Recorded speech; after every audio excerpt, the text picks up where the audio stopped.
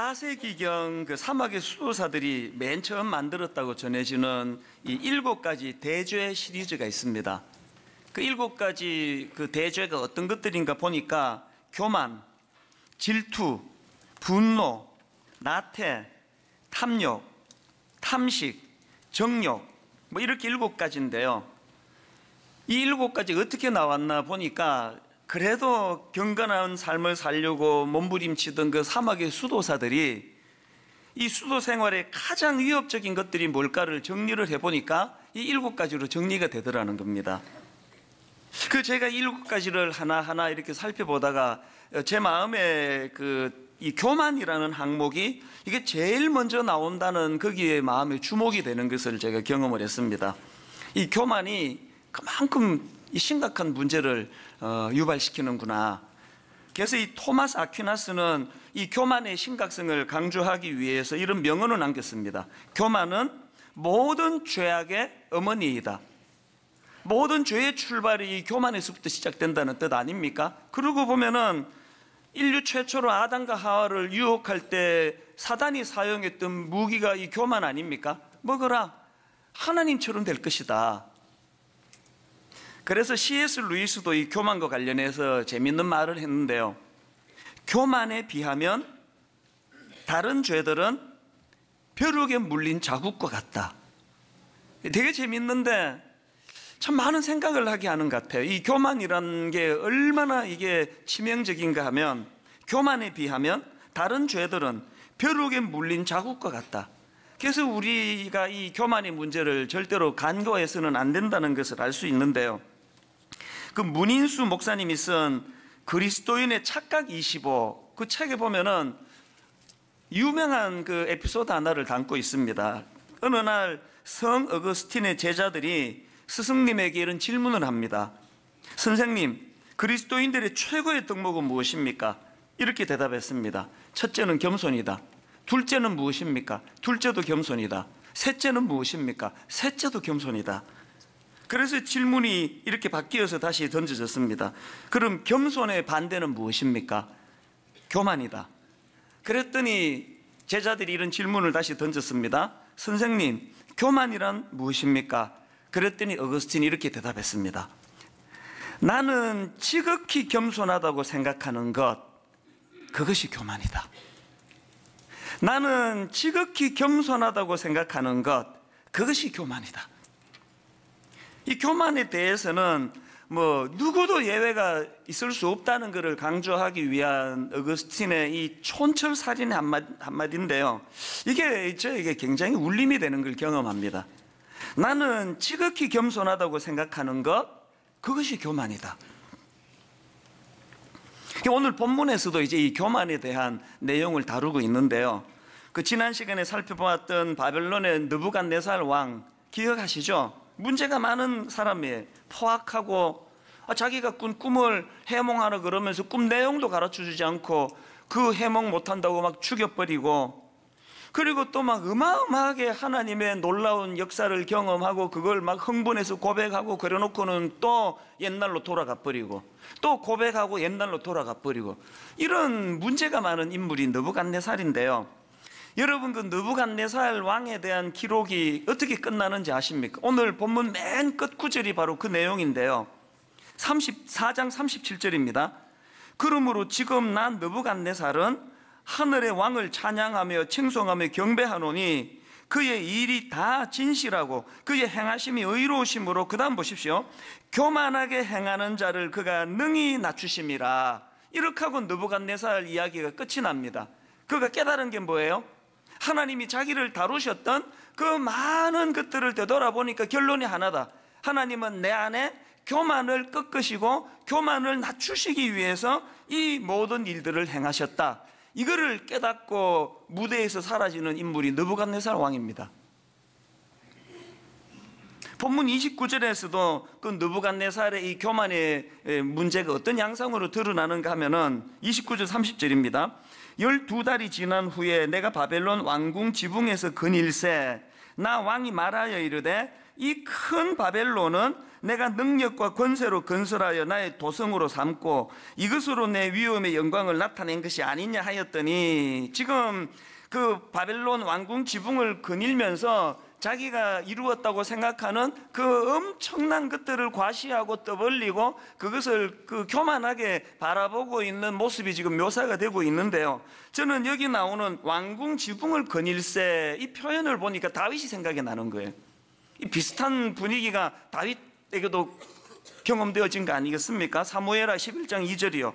저녁 때에 다윗이 그의 침상에서 일어나 왕궁 옥상에서 거닐다가 그곳에서 보니 한 여인이 목욕을 하는데 심히 아름다워 보이는지라.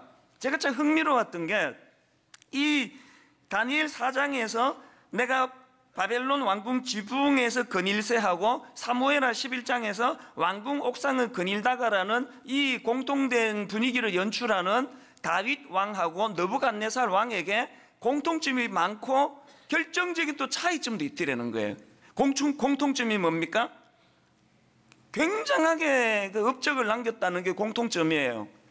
그리고 또 그것에 대해 가지고 그 교만에 빠졌다는 것도 공통점입니다.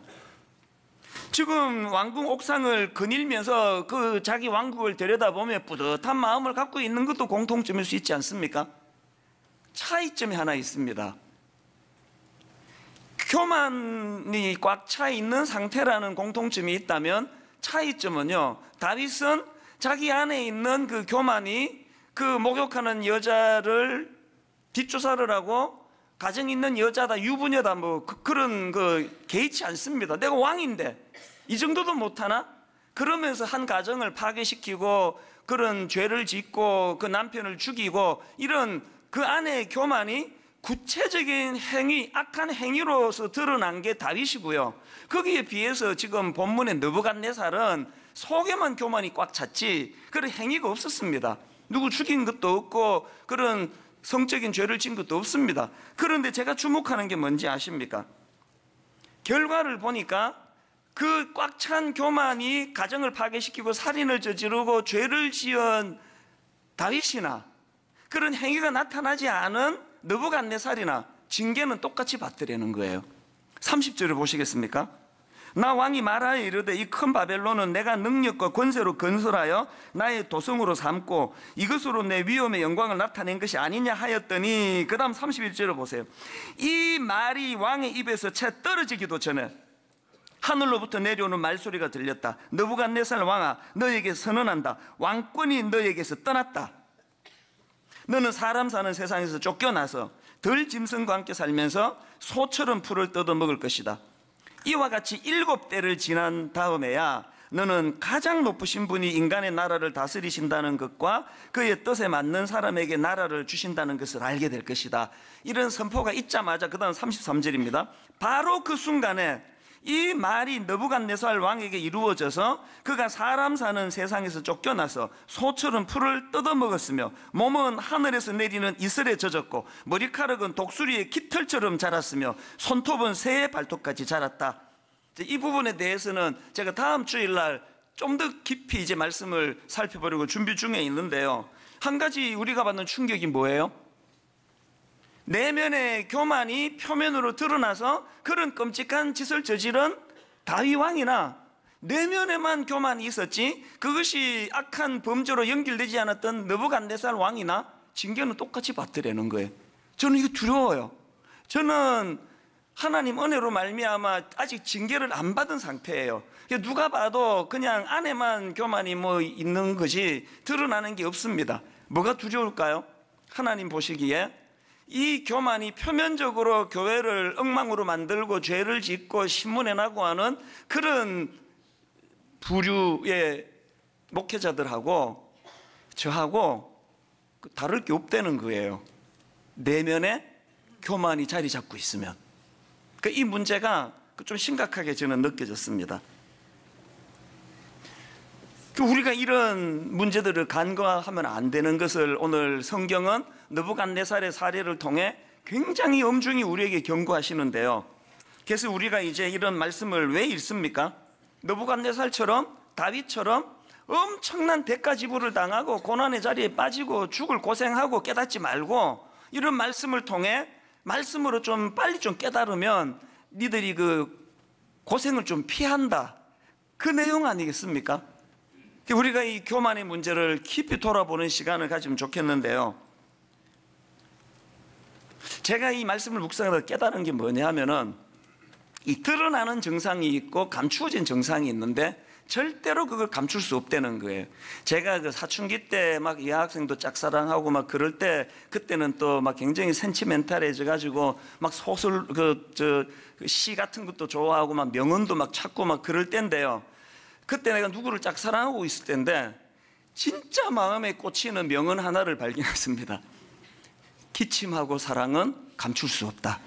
그게 너무나 와닿아가지고 정말 이게 감출 수 없는 게 사랑이구나. 그래가지고 내가 짝사랑하던 그 여학생한테 수요 예배 가가지고 아카시아 껌 사가지고 기침과 사랑은 감출 수가 없대 그러면서 막 전해주고 이런 유치한 짓을 했던 기억이 나요.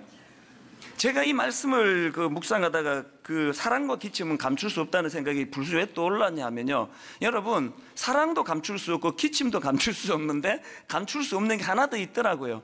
교만도 못 감추어요. 아무리 애를 써도 그 안에 교만도 감추어지지 않습니다. 제가 그 성경에서 증거를 한번 대볼게요. 다니엘 4장 29절에 보면 이제 이 느부갓네살에 막 대놓고 교만한 모습이 나옵니다. 12달이 지난 후에 내가 바벨론 왕궁 지붕에서 그닐새 나 왕이 말하여 이르되 이 큰 바벨론은 내가 능력과 권세로 건설하여 나의 도성으로 삼고 이것으로 내 위엄의 영광을 나타낸 것이 아니냐. 뭐 이건 막 대놓고 지금 교만한 거예요. 이건 뭐 그냥 뭐 감추는 거 없습니다. 내가 막 이게 막 반복으로 나오는데요, 근데 지금 내가가 반복으로 나오는데도 굉장히 잘 감추면서 또 드러내는 사람이 있습니다.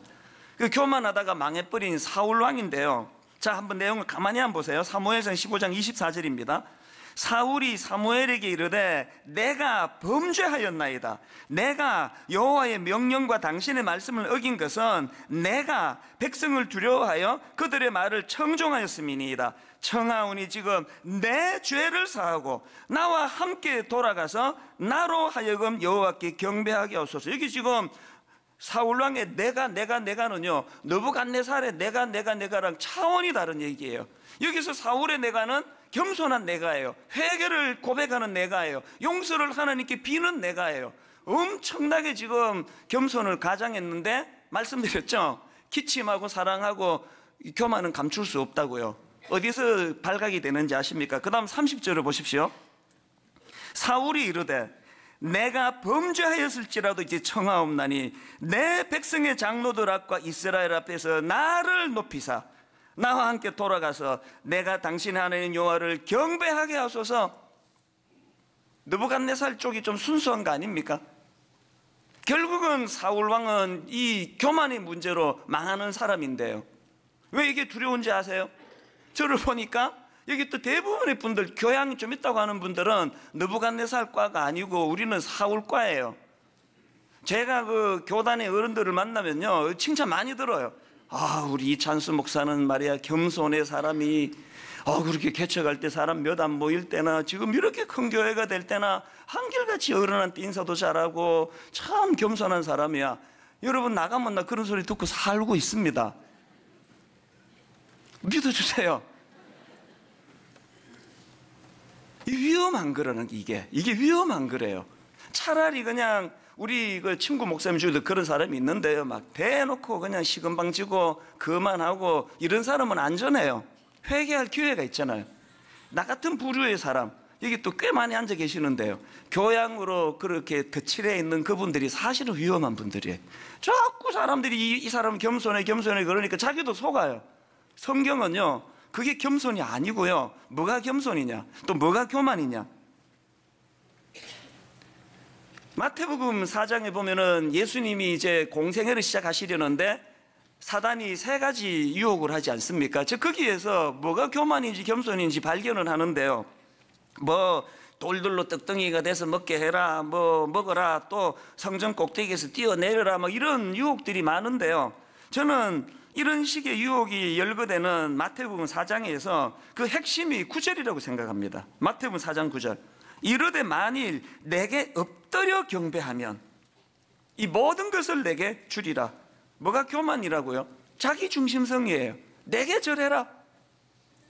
마귀는 거짓의 압이기도 하지만 교만의 압이에요. 교만의 원조예요. 뭐라고 예의를 갖추어 가지고 그냥 인사 잘하고 겸손한 사람이라는 소리를 들어도 그 내면에 내가 나를 높이사 자기중심성. 그래서 저는 오늘 이 말씀만큼은 설교 준비하는 저나 설교를 들으시는 여러분이나 누구나 예외 없이 다 해당된다고 저는 생각합니다. 교만은 사람을 피해가지 않습니다.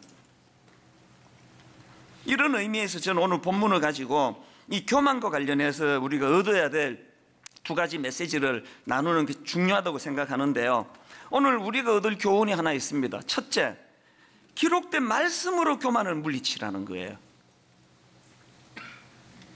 느부갓네살 왕의 교만, 또 그 왕의 교만으로 인해 그가 겪어야 했던 엄청난 고난, 고초, 이런 것들을 여기 왜 기록해 줬습니까? 그리고 이걸 계속 너는 말씀을 묵상해라, 큐티 좀 해라, 성경 좀 읽어라. 이거는 느부갓네살이라는 인생을 조명해 보자는 게 아니라 기록된 말씀을 통하여 타산지석으로 삼자는 거 아닙니까? 앞에서 언급한 그 마귀의 세 가지 유혹을 예수님이 무엇으로 물리치셨는지는 몇 번이나 말씀드렸던 유명한 말씀 아닙니까? 마태복음 4장 4절입니다. 예수께서 대답하여 이르시되 기록되었으되 사람이 떡으로만 살 것이 아니요 하나님의 입으로부터 나오는 모든 말씀으로 살 것이라 하였느니라.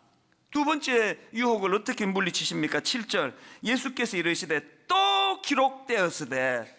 세 번째 유혹도 똑같은 방식으로 물리치지 않습니까? 10절 이에 예수께서 말씀하시되 사탄아 물러가라 기록되었으되 주 너의 하나님께 경배하고 다만 그를 섬기라 하였느니라.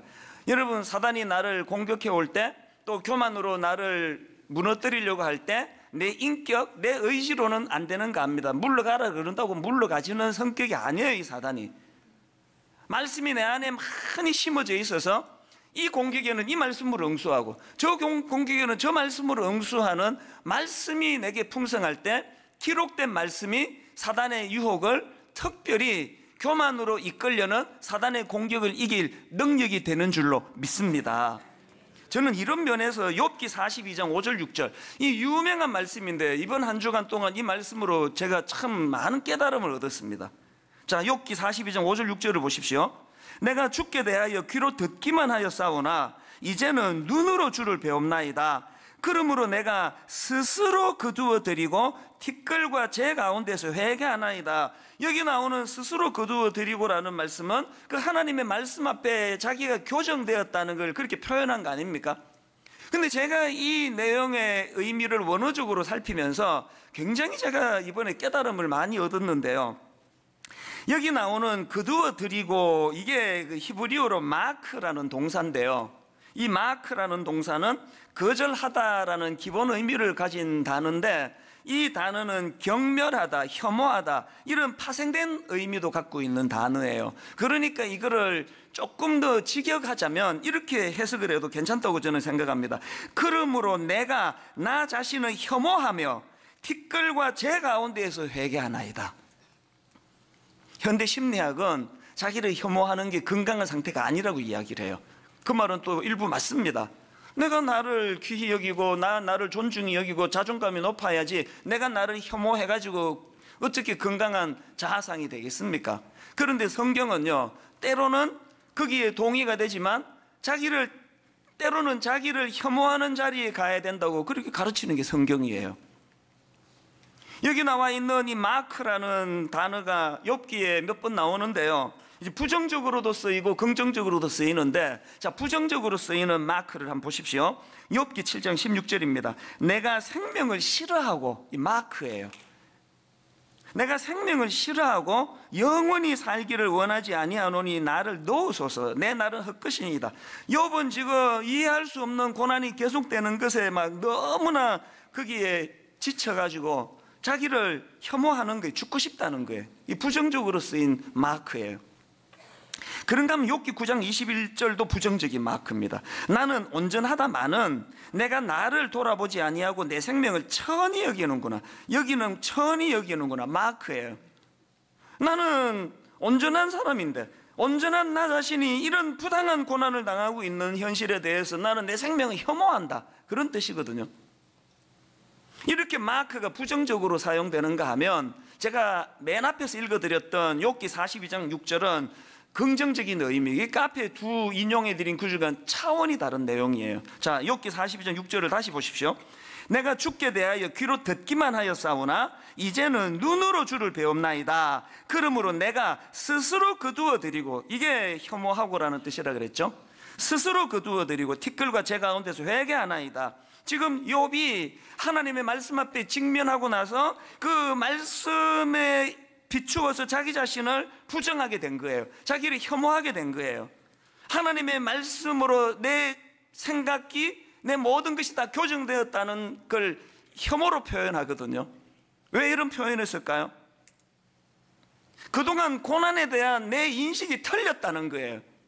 그동안 내가 주저넘게 생각했다는 거예요. 그동안 나 스스로도 이해하지 못하는 걸 주절주절 떠들어댔다는 거예요. 그동안 인간으로서 내 자신의 한계를 넘어서는 짓을 했다는 거예요. 이런 나 자신이 혐오스럽다는 거예요. 왜 때로는 내가 나를 혐오하는 게 유익할까요?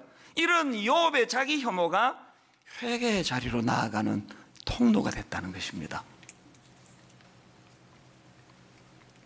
마태복음 16장 24절에 보니까 이에 예수께서 제자들에게 이르시되 누구든지 나를 따라오려거든 자기를 부인하고 자기 십자가를 지고 나를 따를 것이니라. 여기 나오는 자기를 부인하고가 구약의 마크랑 좀 비슷한 그 성격을 가지고 있지 않나 싶은데요. 저는요.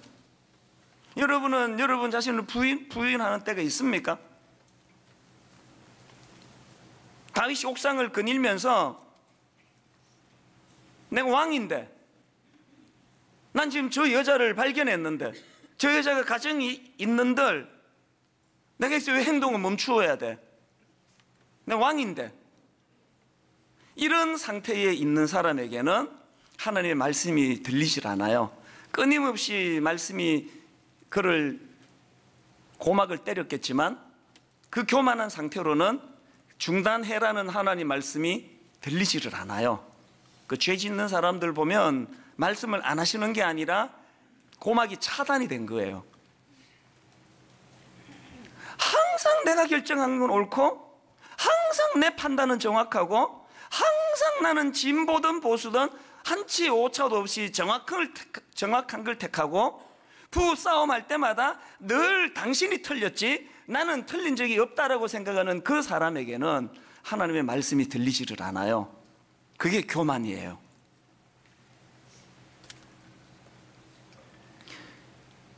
바벨론에서 그리스도인으로 살기라는 그 책에 보니까 그 다니엘의 삶의 특징을 세 가지로 규정하더라고요. 다니엘은 소망의 사람이었다, 겸손의 사람이었다, 지혜의 사람이었다. 그래서 다니엘을 규정 지으려면 이 세 단어, 소망, 겸손, 지혜, 이것으로 특징을 짓는다고 하니까 느부갓네살하고 다니엘하고 결정적인 차이는 교만과 겸손으로 나뉘어질 수 있다는 거 아닙니까? 그러면 다니엘은 도대체 어떻게 뭘 했길래 그가 겸손한 사람이라고 인정을 받을 수 있었느냐? 그거 왜 그러냐? 다니엘이 겸손의 사람일 수밖에 없는 거는 지난 특세 때 말씀드렸죠. 다니엘에게는 삶 속에서 행동하기 전에 하나님의 말씀이 늘 먼저 들려졌다는 거예요. 그래가지고 그 다니엘 2장 16절 특세 때 인용해 드린 거 기억하시리라고 생각되는데요. 다니엘이 들어가서 왕께 구하기를 시간을 주시면 왕에게 그 해석을 알려드리리다 하니라. 다니엘이 구하는 게 뭐예요? 지금 그 말도 되지도 않는 꿈 내용도 가르쳐 주지 않고 꿈을 해몽하라 그러면서 자기에게 생명의 위협을 가하는 그 현실 앞에서, 그 다급한 상황 앞에서 다니엘이 원하는 건 하나예요. 시간을 달라는 거예요. 그 문제를 해결하기 위해서. 왜 시간을 달라고 합니까? 다니엘은 알았거든요. 뭘? 그 문제를 풀 지혜가 자기에게서 나오지 아니하고 하나님 들려주시는 말씀에서 나온다는 걸 알았거든요. 이게 겸손이에요. 개척 초기에 저는 2장 16절에 다니엘 같이 했던 것 같아요. 아무것도 몰랐으니까요. 알아야 뭐 면장도 하고 뭐 할 텐데 아무것도 모르니까, 어른 목회 해본 적이 없으니까. 지금 한 17년 되고 나서 이제 뭐 글쎄요, 뭐 시간을 달라 필요 없어요. 누구든지 바로바로 답할 수 있습니다. 얼마나 16년 동안의 경험이 많이 쌓였습니까? 그게 교만이라는 거예요. 그게 교만이라는 거예요. 여러분은 어떤 인생의 문제가 부닥칠 때 바로바로 해결하는 능력을 가졌습니까? 시간을 달라고 하시는 분이에요. 그 문제를 가지고 주님 앞으로 나오시는 분이에요. 바로바로 해결할 수 있는 능력을 자랑하는 분이에요. 그게 교만과 겸손을 가늠하는 잣대가 되더라는 것입니다. 저는 여러분의 삶 속에서 다니엘처럼 참 저 사람은 하나님 앞에 겸손한 사람이다, 그런 평가를 받는 성도님 되시기를 바랍니다. 그 이유가 뭐냐 물으면 저 사람은 항상 하나님께 의뢰해, 기록된 말씀을 의지해, 말씀으로 인생을 풀어나가, 그런 평가를 받는 주님의 자녀들 되시기 바랍니다. 그런가 하면 두 번째로 교만과 관련해서 우리가 기억해야 될 메시지가 하나 더 있는데요. 여러분, 나의 내면에서 하나님의 권위가 회복이 될 때 교만도 사라진다는 사실이에요. 지금 다니엘이 느부갓네살을 향해서 지금 꿈을 풀이해주는 과정에서 던지는 내용을 한번 보십시오. 24절입니다. 왕이여, 그 해석은 이러하니이다. 곧 지극히 높으신 이가 명령하는 것이, 여기 나와 있습니다. 여러분, 느부갓네살 왕은 누구에게도 명령을 받을 위치가 아니에요. 최고 권력자예요. 북한의 김정은이가 누구의 명령을 받습니까? 느부갓네살이 그런 위치예요. 그런 그에게 다니엘이 뭐라고 이야기합니까? 지극히 높으신 이가 명령하신 것이 내 주 왕에게 미칠 것이라. 25절, 왕이 사람에게서 쫓겨나서 들짐승과 함께 살며 소처럼 풀을 먹으며 하늘이 이슬에 젖을 것이요 이와 같이 7대를 지낼 것이라. 그때에 또 나옵니다. 지극히 높으신 이가 사람의 나라를 다스리시며 자기의 뜻대로 그것을 누구에게든지 주시는 줄을 아시리이다. 왕이여, 이것 좀 아셔야 됩니다. 당신이 이 땅에 호흡하는 모든 생명체에게 가장 큰 권력을 쥐고 있는 최고 권력자라는 거 믿어 의심치 않지만, 그러나 당신이 최후의 권력자가 아닙니다. 당신은 지도를 받아야 될 하나님이 계십니다. 그 얘기거든요. 저는 이 다니엘의 이야기를 읽으면서 옛날 우리 초등학교 다닐 때 교실이 생각이 났습니다. 인생은 두 종류예요. 여러분 기억나세요? 초등학교 때 점심시간 같은 때 선생님 안 계시는 초등학교 교실, 아수라장인 거. 아까 여러분 그 느부갓네살이나 사울이 내가를 반복하는 그런 인생이라고 말씀드렸는데요, 신약에 보면은 내가가 또 계속되는 구절이 또 있습니다. 갈라디아 2장 20절입니다. 내가 그리스도와 함께 십자가에 못 박혔나니 그런즉 이제는 내가 사는 것이 아니요 오직 내 안에 그리스도께 사시는 것이라. 이제 내가 육체 가운데 사는 것은 나를 사랑하사 나를 위하여 자기 자신을 버리신 하나님의 아들을 믿는 믿음 안에서 사는 것이라. 여기서 내가는 오늘 본문의 내가보다 더 빈번하게 나오는 내가예요. A.W. 토즈가 쓴 자아를 버려라는 그 책에 보니까요, 이 갈라디아 20장 전후로 내가 14번 나온다. 14번. 그런데 여러분, 여기 나오는 내가는 앞에서 느부갓네살의 내가나 사울왕의 내가랑은 차원이 다른 내가예요. 여기에서 갈라디아 2장 20절에 바울이 말하는 내가 그리스도와 함께 십자가에 못 박혔나니 또 오직 내 안에 그리스도께서 사시는 것이라는 이 차원의 내가는요, 담임 선생님이 계신 인생의 내가예요. 담임 선생님의 통제를 받는 사람이 할 수 있는 내가예요. 여러분에게 갈라디아 2장 20절에 내가가 자리 잡고 계십니까? 다시 보시겠습니까? 내가 그리스도와 함께 십자가에 못 박혔나니 그런즉 이제는 내가 사는 것이 아니요 오직 내 안에 그리스도께 사시는 것이라. 여기 바울의 고백, 오직 내 안에 그리스도께 사시는 것이라. 이게 뭘 고백하는 거예요? 담임 선생님이 계시는 학교에 나는 교실의 인생이다. 나는 그분의 지도를 받을 것이다. 나는 그분의 통제를 받을 것이다.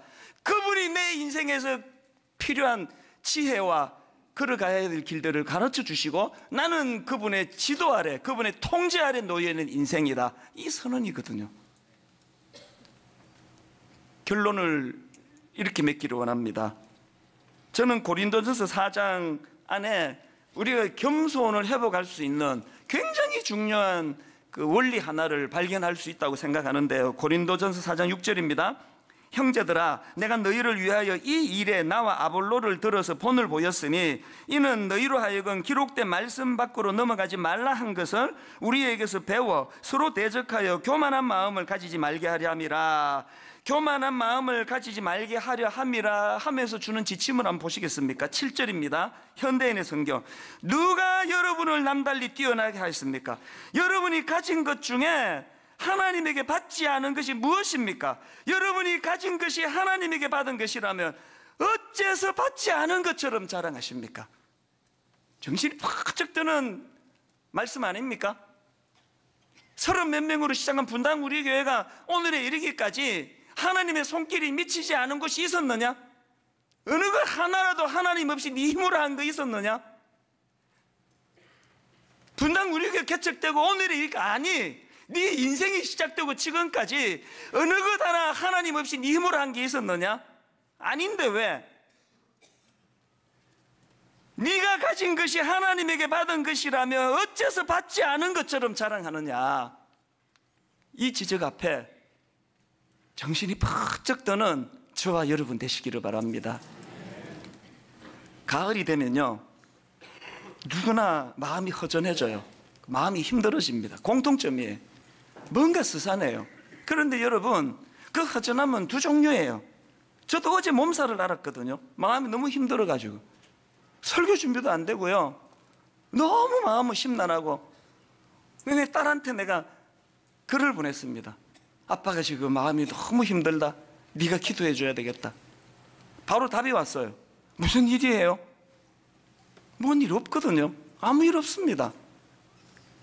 여러분, 이렇게 마음이 힘들고 심란해진다면 그 두 종류의 이유 때문이에요. 하나는 하나님이 안 계신, 담임 목사가 없는 교실 같은 인생에서 찾아오는 공허함에서 오는 허전함이 있습니다. 저는 그런 차원이 아니에요. 그 종류가 아닙니다. 저는 교실에 계신 선생님이 저를 너무 믿으셔가지고 너무 많은 사명을 맡기신 것 때문에 마음이 힘든 사람이에요. 어제 4건의 상담을 했거든요. 계산해 보니까 5시간 보냈더라고요. 억장이 무너지면 눈물을 뚝뚝뚝뚝 흘리는 그 젊은 자매의 그 눈물이 저에게 전이가 돼가지고 너무 마음이 힘들고 우울하고 설교 준비도 안 되고 한숨만 나오고 내 딸한테 나 좀 도와달라고 글을 보내야 되는 그런 상황이었지만, 이건 허무에서 MT에서 나오는 허무가 아니에요. 사명의 무게 때문에. 그래서 저희 어제 바로 일찍 잠자리에 들어가고 알람 맞춰놓고 새벽에 일어나 언제 그랬는지 안개같이 허전함은 다 사라지고 또 지금 이렇게 힘을 내서 말씀을 전하는 거 아닙니까? 여러분, 이 가을에 여러분의 허전함의 실체가 뭔지를 점검하셔야 합니다. 우리 주 예수 그리스도의 은혜와 하나님 아버지의 다함없는 사랑과 성령님의 감동, 감화, 위로, 교통, 충만하심의 역사가 겸손히 주님과 동행하며 그분의 지도를 받으며 살아가는 인생길로 가기로 다짐하는 모든 주의 자녀들 머리 위에 지금부터 영원토록 함께 하시기를 간절히 축원하옵나이다. 아멘.